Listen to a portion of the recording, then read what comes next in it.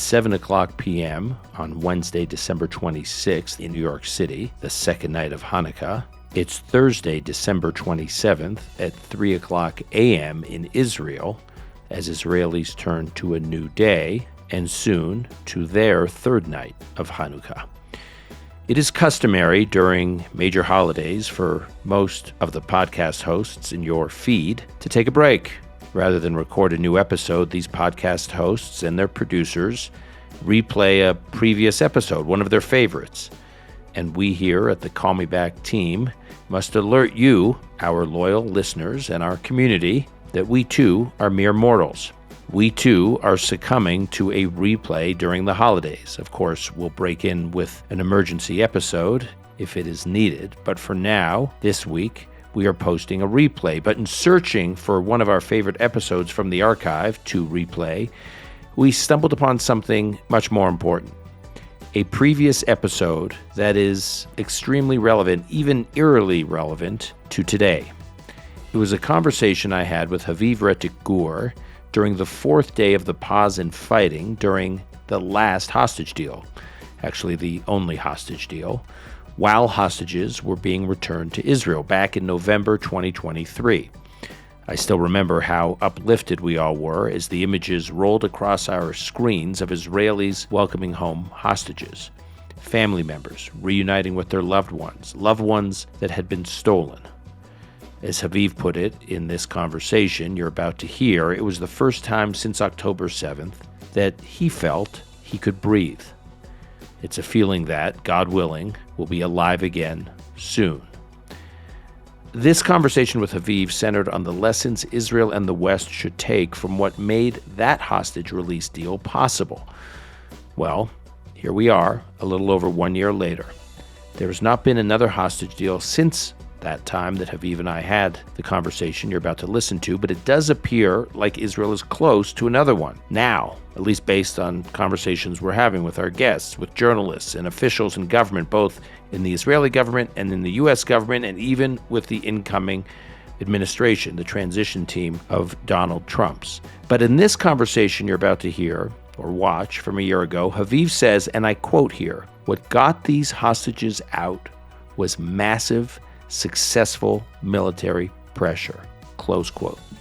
That is something I also heard from Defense Minister Gallant directly soon after the release of the hostages, that the way to get the hostages out was to make the pain for Hamas so immense that they needed a pause.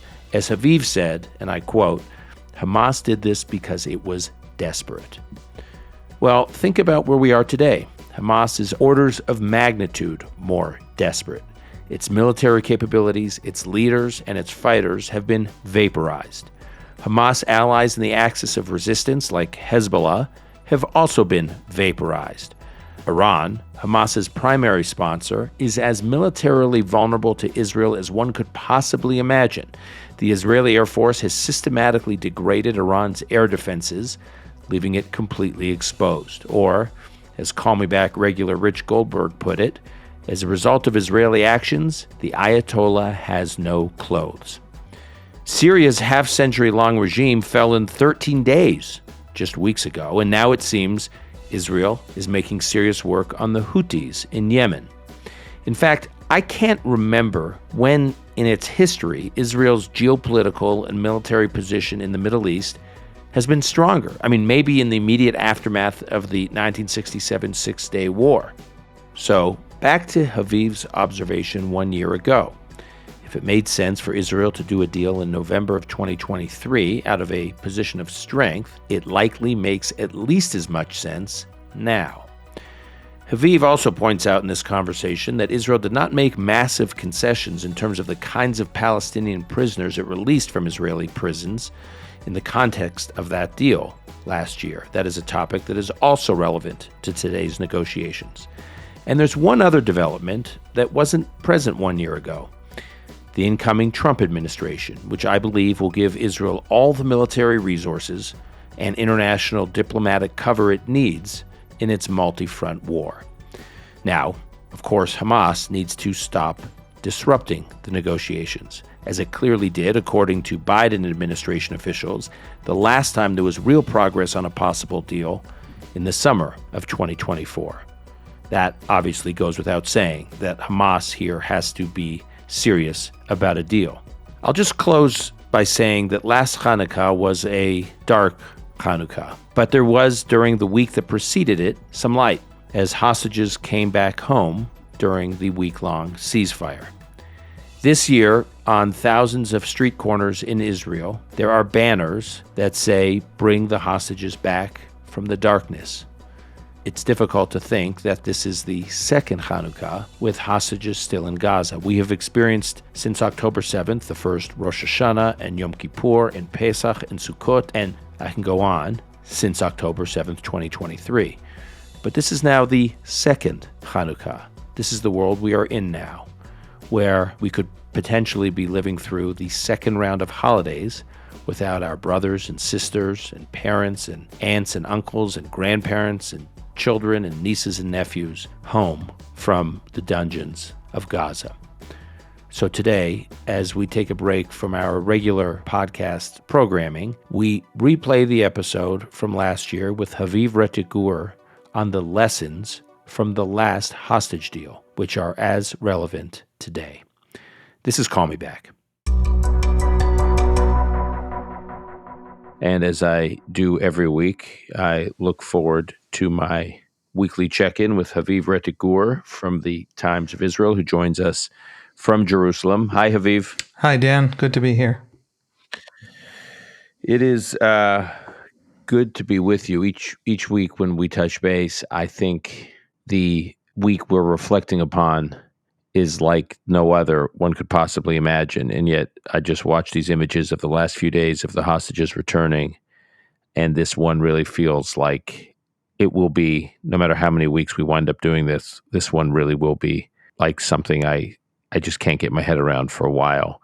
How are you processing things? How are you seeing things over the last few days as Israeli hostages come up from 48 days, 49 days in captivity, held hostage in tunnels underneath Gaza by Hamas, returning to their families, their fellow citizens, to their country? What does it mean to you right now? For my family, especially for my wife, who has been helping, volunteering very intensively, roping me into it as well, to helping the Haran family, last night was a coming home. It was an end to this whole disastrous, never-ending saga. Yahel, 3 years old, Naveh, 8 years old, Noam, 12, they are home. They were brought home yesterday. For a few hours there, Hamas delayed, and we all thought it had fallen through, and there were things that they didn't agree to, and there was all this unclarity, all this sudden last-minute, essentially torture of the Israelis, because that's Hamas. But in the end, they're home, and it's a kind of relaxing of tension that caught us off guard. We were up very, very late last night, following the news very carefully, and we've been just, if people don't know what I'm talking about, we've been volunteering. My wife especially has been doing a lot of work, getting the story of the Haran family of Kibbutz Be'eri out. These kids, her friend Shaked, her sister, and her daughters, and a few other members of the family were taken hostage on October 7th. And so, in a sense, my family wasn't in that massacre, doesn't have people abducted, but because I've been so closely following and tracking, and because my wife has spent just days and days and days and weeks working hard intensively, around the clock, leaving the house to be part of that group of volunteers helping out that family, it feels like a personal connection is now gone, and it's almost easier to breathe now. It's also, as soon as you now, so you've referenced this family from time to time on this podcast without mentioning their name. So these are, just so I'm clear, what's the nature of your guys' relationship with them? Are they're friends? Yeah, they're friends. Shaked Haran, the sister of the mother who was abducted, along with the children, is an employee of Lobby 99, which is where my wife works. it's essentially a consumer watchdog NGO, and they know each other and they are close. And my wife has really accompanied the family, setting up for them early on a lot of their media attention, international media attention. She called me and said, I need someone to go on MSNBC real quick. And so I went. She took them to Indian television and German television and CNN and just built for them that early international campaign and spent days. And it was basically her reserve duty in a sense. So we've just been very, very deeply involved in it. And by the way, other people in that organization, it's a very small organization. I think they're 12 or 13 employees. And so they're close.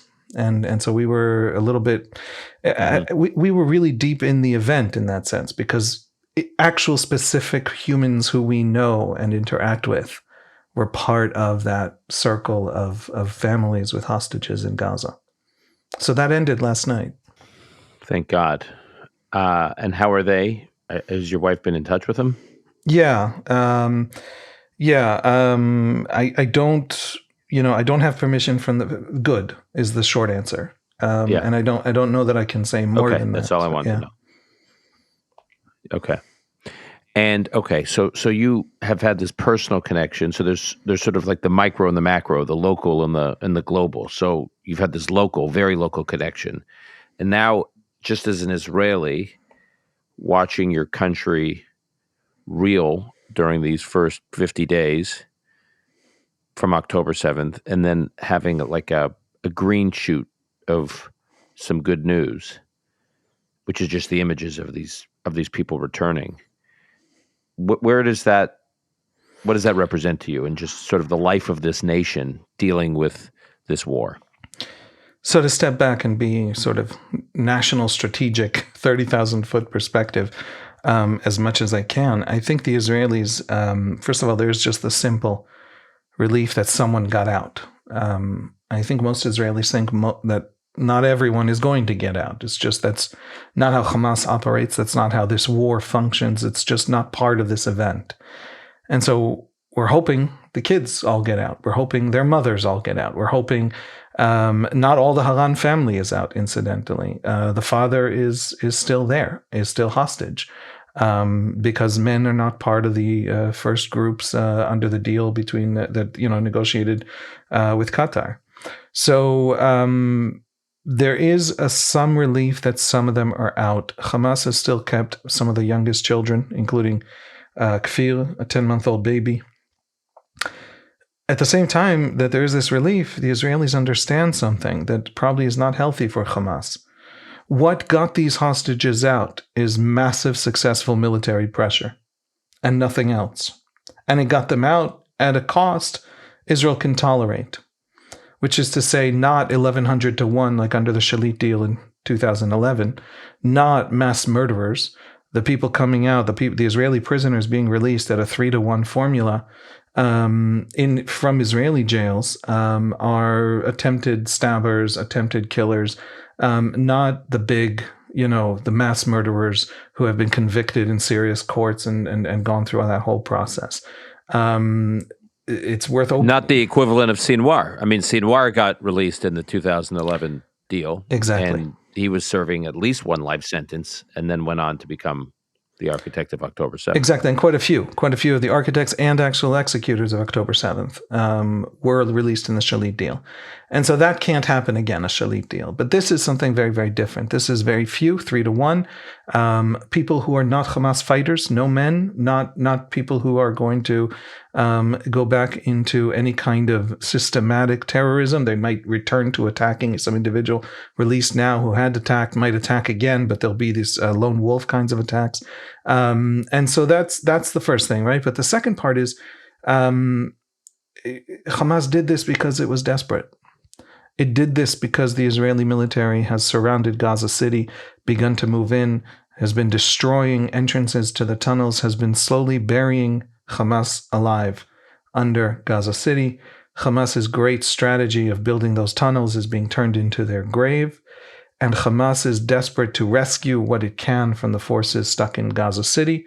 it begins to understand, it has started to understand that the Israeli presence in Gaza isn't going to be short, isn't going to end the way Hamas decides, and the Israelis are going to be very hard to play games with because they are more concerned with this never happening again than they are with, however, I don't know how many hostages they end up getting out, or, the victory images, which Hamas is always obsessed with, show some image of, that looks bad for the Israelis.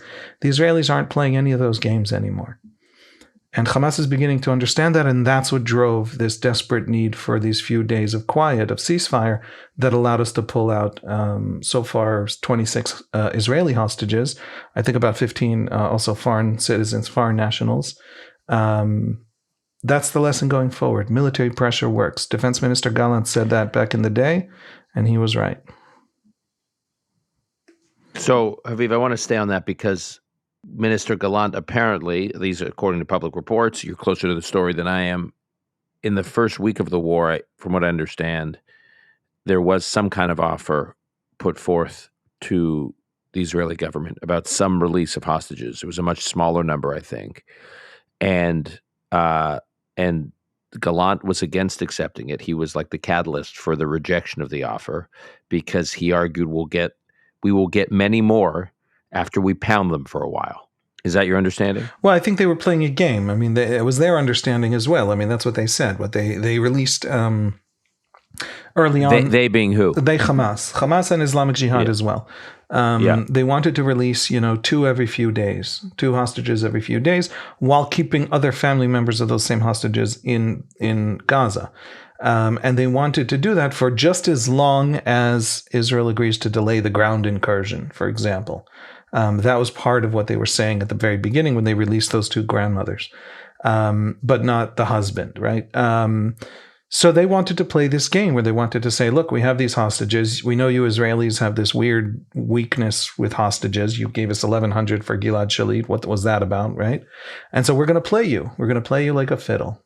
And Gallant's view, on October 27th, the ground maneuver begins. And the families of the hostages are desperate. Hundreds of families in Israel are desperate to meet with him. And they said, what does this ground incursion mean? Does this mean our families are going to be killed? Is it over? And they meet with him at Army headquarters in Tel Aviv on October 29th. And he said to them, Hamas is playing us. And it's playing on these painful points, and it knows how to play those painful points. It has been studying us in that regard for a long time.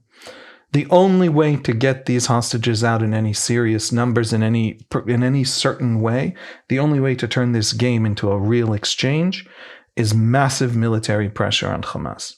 Now, we need this massive military pressure to remove the actual threat. This war has to happen. But I'm telling you, families, we're not sacrificing your family members in exchange for the war. The war that has to happen anyway is also what's going to get your family members out, because nothing else is going to do so, except letting Hamas off the hook, which isn't an option, because then in the next operation Hamas plans 4 years from now, it's going to again do nothing but try to kidnap hundreds more. And so to save those future potential hostages, we have to adopt a strategy that's very aggressive now.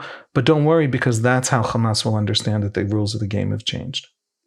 Haviv, isn't there always a risk, though, that how far do you extend that logic? Because you could extend that logic as to say, no, 50 hostages is not enough. We're going to keep pounding till we get surrender of Hamas, unconditional surrender, or we get all the hostages out. Or, I mean, you could take that logic pretty far. I had Amos Harel on a few days ago, and he made the argument that whenever Israel's offered hostages in any kind of deal, there's always a risk that if it doesn't take those hostages in the moment, as the conflict drags on, as the war drags on, Israel loses control of the situation and loses control of their ability to get those hostages down the road, because they get scattered, they get killed, they get, it's a fluid dynamic situation. The discussions, go dormant. He talked about the story of Ron Arad, where there was some negotiation, this is decades ago, for the return of Ron Arad, who was an Israeli soldier captured. And and there was some negotiation, and then the negotiation went dark, and then they just lost it. They lost the thread, they lost control of the situation, and they never got him back alive. Isn't there a risk whenever Israel is offered hostages that it goes the direction of Ron Arad? And so isn't Gallant under that logic? You could take that logic pretty far, but there's massive risk in taking that logic farther and farther and farther. Yes, war is not math. Back in the Civil War, I remember reading once that generals, when you line up men early on in sort of modern warfare, with the guns were part of modern warfare, but no, they still didn't quite understand how to use them. And what they would do is they would line up men, and what was Pickett's charge in the Civil War, right? It was essentially a calculation of, as we march forward, given how quickly the other side can fire, given how accurate the other side is, I will lose for every 4 seconds or 20 seconds X% of the men marching, and I have to start marching with enough of a force to reach the other side with the fighting force that can kill the other sides and beat and punch through the other side's lines. It was essentially an engineering problem, a Civil War battlefield, and that's part of the death toll, right? It's been a long time since war was an engineering problem, and certainly the kind of non-conventional war we're talking about here, the kind of guerrilla war, the kind of urban warfare, it's so complex. There's so many variables. There's so much opportunity to surprise. It is not an open battlefield. There's nothing conventional about it.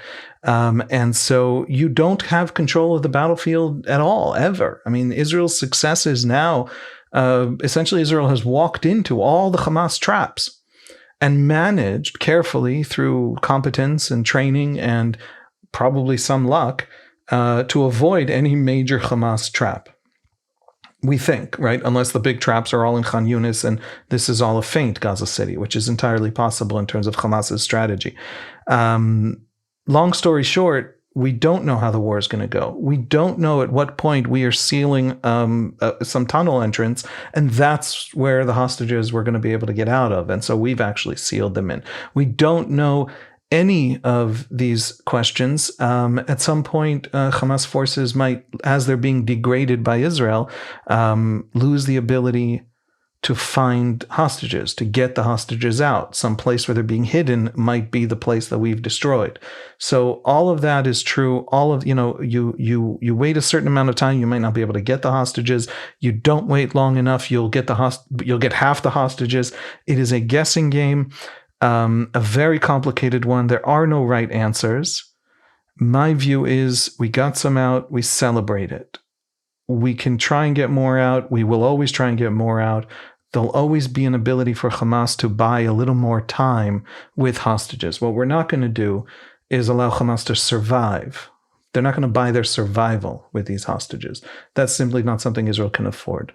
Haviv, I just want to stay on this point for a moment. When you say that this war cannot be done effectively until Hamas is gone, not a fraction of Hamas surviving, not a derivative of Hamas surviving, but any remnant version or future version of Hamas cannot be on Israel's southern border when this war ends. Because when I talk to folks here in the West, I just don't think many people don't fully appreciate that hundreds of thousands of Israelis have had to evacuate their homes in the South. And these are people who are living a kilometer or a couple of kilometers from the Gaza border.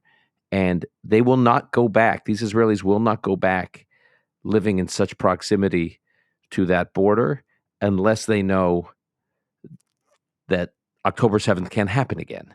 And so when I say this to people, they say, oh, well, they can move to other parts of Israel. But again, this is something that I find that people in the West don't entirely appreciate, that if Israelis can't live in some parts of Israel, they can't live in any part of Israel. It's not just about, if they don't live in Sderot, they'll move up to Beersheba, and then the folks who are already in Beersheba, if it gets too crowded, they can move up to Tel Aviv. And so the whole country can just kind of start moving north, migrating north, and we'll have this buffer.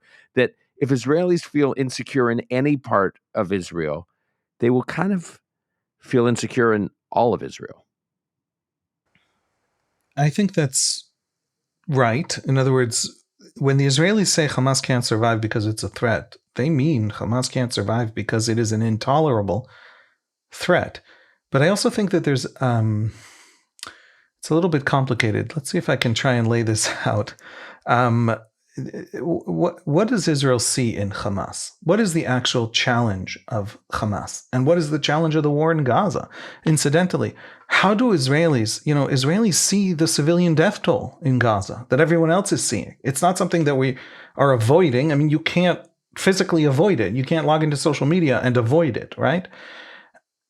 How do we understand it? And I think it all connects. What is the threat of Hamas? How do we understand the war in Gaza? What lens are we looking at the Gazan civilian death toll, the horrific civilian death toll in Gaza? How do we understand it? I think that basically I'll put it like this. And this is drawing from one of my teachers, a historian named Alex Jacobson at Hebrew University, who points out that Hamas is an enemy, unlike any enemy ever fought by any army in the history of warfare. It's similar to many enemies, but this particular combination of characteristics is unique. It is in some ways a terror group, a guerrilla terror group that fades away into the civilian population, hides among the civilian population. Israel says Hamas hides behind, hides inside cities, right? And then the pro-Palestinian crowd says, well, the military headquarters of the IDF is in the middle of Tel Aviv, right? So it's the same, right? But of course, that is not true. The vast majority of military targets in Israel are not among civilians. Most standing armies, all standing armies, the vast majority of their military targets are not among civilians, whereas with Hamas, 100% of its targets are civilian targets. In other words, every single rocket launcher is next to a hospital or a school or a home or a mosque. Every single tunnel entrance is inside a residential building. Every single installation, every single thing. There is nothing Hamas that is out in a field outside of Gaza City. Everything is in a built-up residential area where civilians live. So in that sense, it's a terror group. But there's another sense in which it's a state. It has controlled the government and it has controlled the economy of a particular strip of land for 15 years, for 2007, so slightly more than 17 years. It has controlled the entire economy. It has been funded and trained to have real sustained military forces by Iran, by Qatar. It has absorbed billions in international aid, which it has simply robbed blind. I mean, everybody knows this now. Israelis were saying it for a long time. Now everybody knows it. But it has taken in massive amounts of cement that it used to build these massive tunnel networks on the scale of a small city.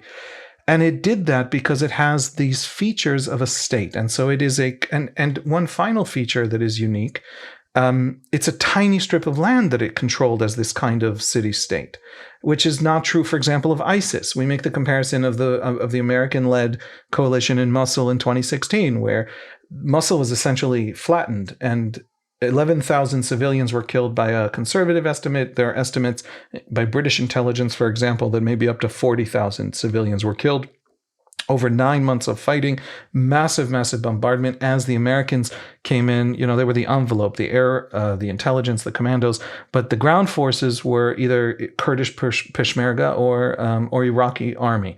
And they moved in and they... Iraqi security forces. Right. Yeah. And they systematically pushed ISIS out of that city. Now, ISIS had been entrenched in that city. They had dug a few tunnels, a few bunkers, nothing remotely. With ISIS, huge amounts of ISIS activities had to happen above ground. And the Americans could sit there quietly and calmly with satellites and drones and wait for an ISIS fighter to pop up out of the ground and then take them out. Now, Hamas in Gaza can stay underground for months. They simply do not have to go above ground to maneuver in any way. And so the only way to get to them is to cut through a city. And this is a unique challenge. It's when people say to me, I encounter a lot of people expressing like urgent moral anger and urgent, emotions at me because Times of Israel and journalists and Twitter and, all those mechanisms that we have today. And so I get a lot of this emotion. And I say to them, my first thought is just, let's think a second. And so in order to think a second, I concede everything. Let's imagine the Israelis are heartless, callous, awful people. Let's just assume that for the purpose of the conversation. They're still facing a military challenge of getting through this very unique set of circumstances that Hamas has. So many of the advantages of a state, and yet the basic founding strategy and capacity to disappear behind the civilian population of a guerrilla group, of a terror group, and the combination is absolutely unique. It might be similar to what's happening with Hezbollah in South Lebanon, where 150,000 rockets lie under homes, under villages. There is no rocket not under a village, right? And so that's the challenge Israel faces. Now, Gaza City's buildings are essentially uninhabitable. I mean, that city essentially now it has to be rebuilt to a significant extent. I don't know all of it, every section, every part, but large sections of it just literally have to be built from the ground up again. The only way to get to Hamas, the only way to achieve the battlefield success the Israelis have achieved is that. That's, by the way, not an exoneration of the Israeli army for every single airstrike. You find an airstrike that's not okay, I might agree with you. It's not, I'm not saying literally this was the right bomb to use in this occasion, but the basic military challenge is that until October 7th, because of these unique features of Hamas that make it almost impossible to actually remove from Gaza, it has built itself. It has done nothing for 15 years except build this entrenchment under Gaza's very dense population. And until October 7th, there was nothing Hamas would do that the Israelis could imagine that was worth the cost of getting Hamas out of there. Because there is no way to fight this war in Gaza. Hamas made sure of it. There literally is no way to fight this war in Gaza without tens of thousands of dead civilians. And that's different from, it's far, far more difficult than ISIS. And ISIS was tens of thousands of dead civilians. And this is 10 times harder. They've had 15 years and an infinite supply of cement and billions in aid, and everything of the Gazan economy turned to that task for a decade and a half. And so the Israeli army until October 7th could not imagine undertaking the task of actually destroying Hamas. It wasn't worth the cost. It wasn't worth the cost to Gazans, and therefore the knock-on cost to Israel, internationally, diplomatically, etc. After October 7th, and after the understanding that this is Hamas, and that Hamas are undeterrable, because they thought they were safe, because they thought we wouldn't come after them into Gaza, because they thought that civilian death toll, which they have built all of Gaza's infrastructure to ensure that death toll protected them. And after October 7th, the Israelis concluded that that was no longer the case, and they would have to essentially take on that cost for the Gazans and for the Israelis. So the challenge, what Hamas became on October 7th, and it had been doing it for years, that's what the rockets were. Terror groups don't control strategic weapons like rockets. That's unique to terror groups that control territory, that control city-states, to this new version of terror groups that Iran has started constructing in the Middle East, of which Hamas is the most advanced, but there's also advanced in terms of controlling the territory. There's also Hezbollah in Lebanon. The Houthis in Yemen are starting to do this. You have this terror group that buries itself under civilian population and has these strategic weapons and becomes a strategic threat and thinks that it's protected by those civilians.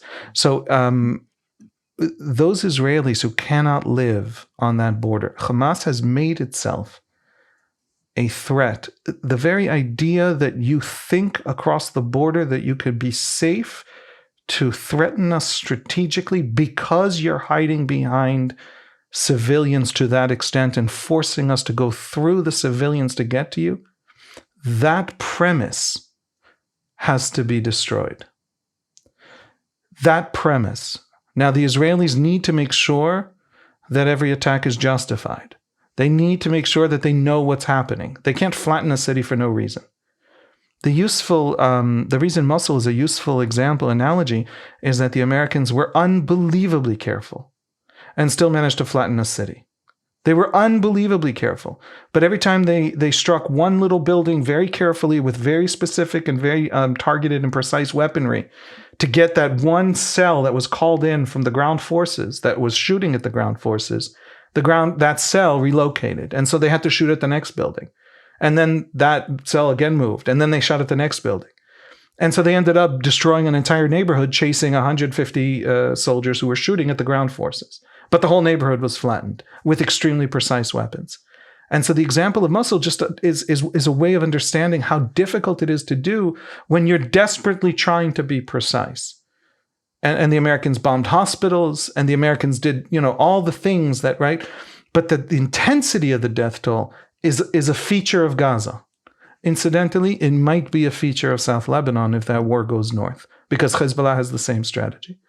So those Israelis have to be safe. And if they have to be safe, the only way for them to be safe is to make hiding behind civilians militarily not useful, which means we still have to get Hamas out of Gaza, even at that cost. Haviv, in talking about Mosul, you just reminded me of something that you've referenced in a conversation with me, I think. I'm trying to remember where I heard you talking about it, but I've been thinking about it in recent days, so I just want to bring it up. You pointed out that the internet in Mosul, because we're talking about Mosul right now, so I just want to put a pin in this. In Mosul, in the U.S. operation against, and the Iraqi security forces in the Peshmerga operation against ISIS in Mosul, ISIS was, like Hamas is today, using medical facilities, hospitals, as infrastructural human shields, effectively, and international human rights groups like Human Rights Watch or Amnesty International had put out reports saying this is in violation of the Geneva Conventions. What ISIS is doing by using hospitals as cover for command centers, for storing munitions, for whatever, makes it a legitimate target now in the context of war. They've lost the protection afforded to medical facilities under the Geneva Conventions. And I think you cited that there were reports from the international human rights groups pointing that out in Mosul, and those same human rights groups today on what's happening in Gaza are silent.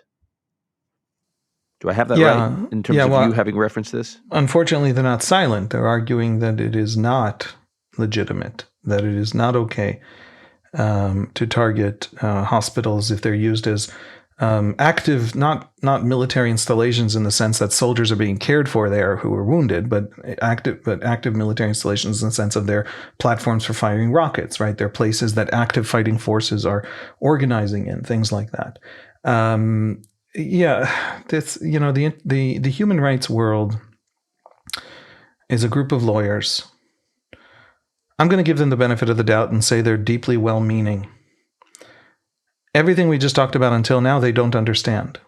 In other words, if you want to craft the actual laws of war, the actual laws of armed conflict, the actual Geneva Conventions, were put together by people who tried to think as a soldier, who tried to say, one second, if I make it illegal to win a war, nobody's going to follow these rules.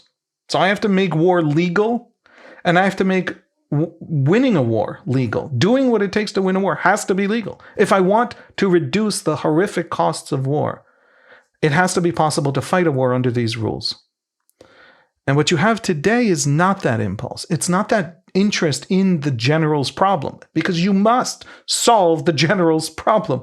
If you were to come to Human Rights Watch, right, or there was some, better version of Human Rights Watch, and you would come to it, right, and the Israelis would come to it and just say, look, I have this problem of Hamas. It's been digging under Gaza for 15 years. After October 7th, I can no longer afford for it to exist on my border. I'm going to destroy Hamas. That's the given. I'm going to destroy Hamas.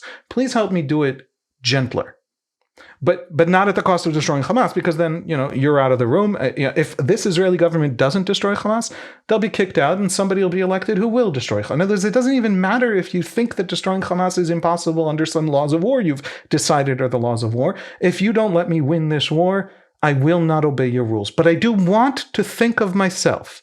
I do want to know that I'm doing what needs to be done to be moral. I don't want to commit crimes of war, by which I mean I don't want to do more damage than is necessary. So tell me how to do that. The answer you get today from these organizations is, I don't have to tell you how to do that. I just have to tell you that there's no possible reason in human history or in logic or that this particular family that we read about in the report in the news report from Gaza that was killed in an Israeli airstrike should have been killed. That's just insane. The heart refuses to believe. And if you don't grasp what we're feeling about this dead family with these dead children, you're the monster. You're the callous monster. And when I put out the report, I'm going to write it in all these legal ways. I'm going to use legal language. But what I'm not going to try to do, and what Human Rights Watch doesn't try to do, is actually solve your military problem in ways that reduce the costs. So they're no longer accessible. Like the international law as it is actually used, as it is actually advanced by these sort of self-proclaimed, moral advocates, moral judges of all human activity, no longer helps me. I remember being a young soldier on the Lebanese border looking at South Lebanon, and I had just read something about international law, and there I am, I don't know, 19 maybe, and I see the villages of Hezbollah, and I know that under those villages are, at the time, tens of thousands of rockets. And I know that the war that Hezbollah is planning, I know that it will destroy those villages. Where's international law? What does it do? And I know that there's a UN force. There are UN forces. After 2006, there's UNIFIL. I know on the Golan Heights there's a UN force, which doesn't, again, do anything matter, doesn't give reports that are honest or serious. It's basically just trying to survive itself, sitting there sandwiched between the Israelis and Hezbollah. And I basically come to believe, I personally, Haviv, came to believe that international law is a fiction of the very, very powerful people in this world, the Americas, the Britons, the Frances, the Germanys. It is a fiction of the powerful to talk about their power in moral ways. The Americans after World War II suddenly found themselves as this immense superpower. Americans always like to think of themselves, and West Europeans after World War II like to think of themselves as profoundly moral societies, and their political and strategic discourse has to be moral. And so international law is a way for them to say that their power is a moral thing, rather than just immense power. Actual people who need international law, small nations, poor nations, abused nations, the Bosnians, the Uyghurs, the Tutsis, they are not protected by international law. The actual mechanisms of international law don't kick in. Nobody comes to save you. And so Human Rights Watch is, in my view, and I think this is the basic Israeli mainstream view, in as much as Israelis notice these people or think about these people, which they don't because they refuse to talk to us. I have come to treat them as people who, instead of giving me solutions that are more moral than the solutions I would otherwise adopt in wartime, have just told me that my fighting itself is immoral, don't know how to do that, say that to Hamas in a way that actually protects me from Hamas, and so just essentially have come to tell me that protecting myself is immoral. Okay. I want to move now. We talked a little bit at the beginning of this conversation about the days and weeks ahead. I just want to come back to that before we wrap. Does Sinwar at least have a better control of the clock now? He didn't have control of the clock at the beginning for the reasons you articulated at the beginning, because Israel said, we're going in hard, and we are going to delay conversations about hostage exchanges until we start unleashing the full force or some version of the full force of Israeli military might on Hamas.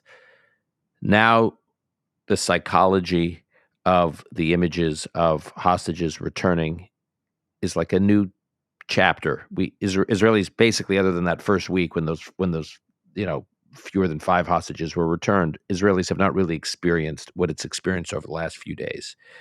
It's like, if this is a story, it's like a new act in the story. It's a plot twist. I'm not trying to trivialize it, but it's a whole new dynamic. I've just been following the press coverage inside Israel. The press coverage inside Israel has just changed, understandably so dramatically, in the last few days. What can Sinwar do to capitalize on that change? If I think it sounds to me like you're skeptical that he can capitalize on it, but I just want to stay on that for a little bit because I'm not sure you're right. He's watching the humanity of the Israelis, the vulnerability of the Israelis in these images.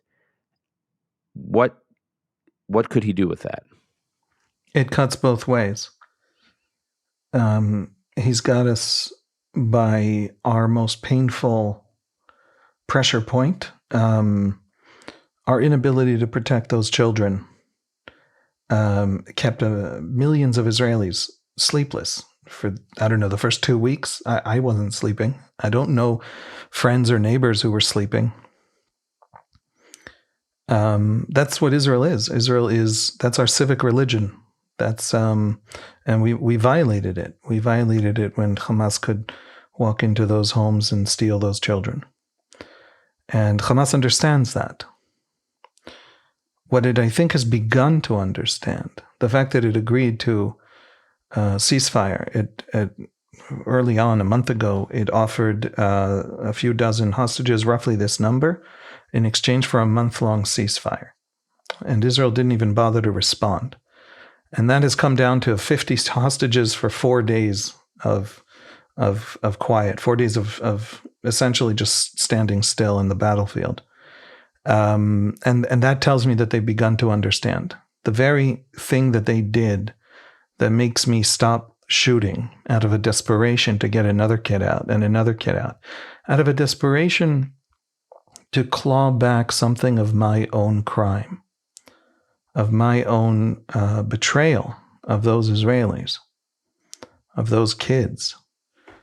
That is exactly the very thing that will be driving the war effort the day the hostages stop coming out. In other words, Sinwar has the ability to keep the quiet for as long as the hostages are coming out at a meaningful pace. He can play with us. He can cut 12 or 13 a day down to 10 a day, probably even 7 a day. If he goes below that, my assessment of Israeli psychology isn't just that the war is back. It's that the war is back and Israelis remember what it's about. Not about getting those specific hostages out. About removing the threat to all of our children, all of our towns, all of our families, which Hamas has vowed to be. So it's not that I think that, Sinwar isn't clever. The enemy will always surprise you. It's in the nature of war. Hamas are going to have a few startling battlefield surprises, which is something that I know and it terrifies me. I have family going into the battlefield. But it's that the very thing that is stopping our fire right now is the thing that will restart it. And so I don't think Sinwar has a lot of maneuvering room here to manipulate us anymore. He's used up all, he has done what is for us the worst thing that could be done. And that's very liberating, to already be after the worst thing that could happen. 2 final questions. One, at the beginning of this conversation, you said there were families who were released, but their father was not. That was because part of the deal was that men would not be released. The focus was on children and women. But isn't part of the dynamic also is that they want to keep, to the extent Hamas wants to keep families split so that when families return, Israeli families return to Israel, they still live in fear and are somewhat restrained because they know they have an immediate loved one still in captivity? Yeah, that has always been Hamas's strategy from the beginning. It was, by the way, an Israeli demand. All the children come out with their mothers, the mothers with the children. There is no other alternative. One of the child hostages that came out last night came out without her mother. And Hamas said to the Israelis, we can't find the mother. And so we want you to know we're sticking to the deal, but we literally just can't find the mother. But instead of the little girl, we'll let out a couple of the older women, a couple of the grandmothers, and then the little girl stays with the mother. But we have the girl, we don't have the mother, we don't know where the mother is. And Israel said, no, let the little girl out. So that was an exception. But the very fact that that back and forth took place, which has been reported in Israeli media, tells me that for Israel, that's make or break. In other words, you will not let out kids without a mother. You will not let a mother out and leave her kids behind. That is not part of this game. And so you've seen, for example, on the first day, they were all from Kibbutz Nir Oz because they were all these family groups. And last night they were all from Kibbutz Be'eri. And so that's an Israeli condition.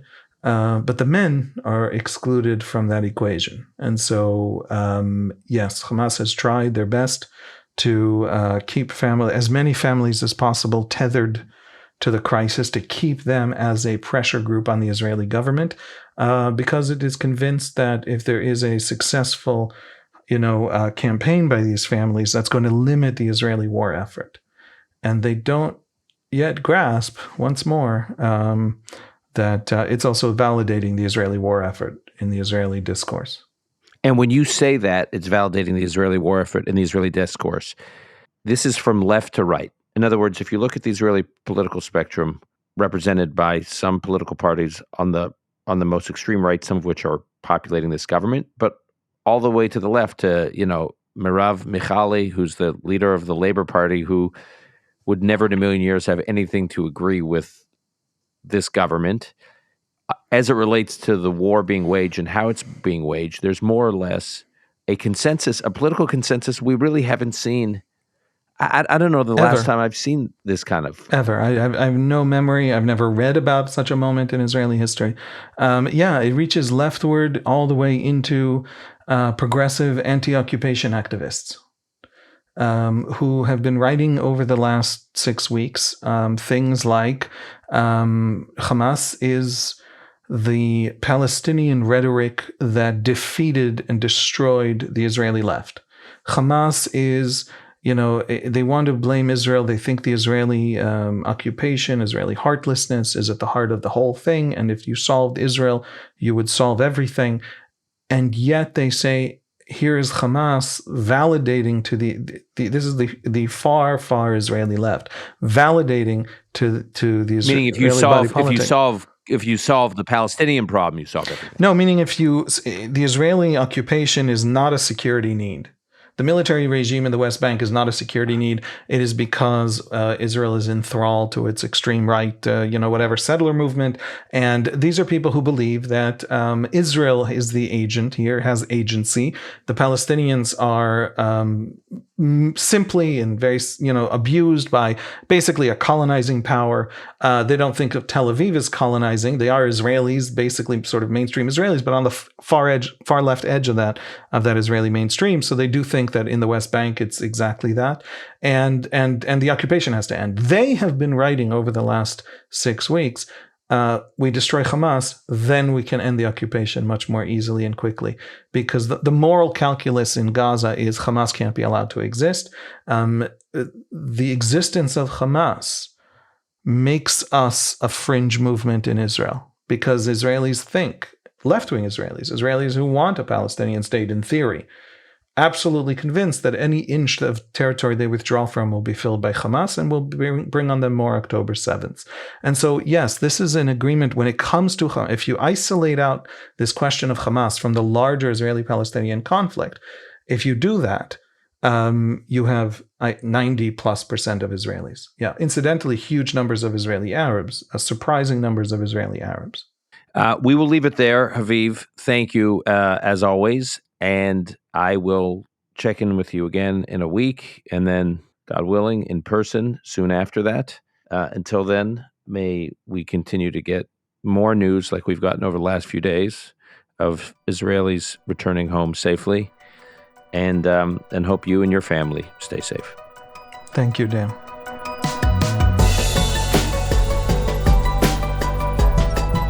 That's our show for today. Call Me Back is produced and edited by Alon Benatar.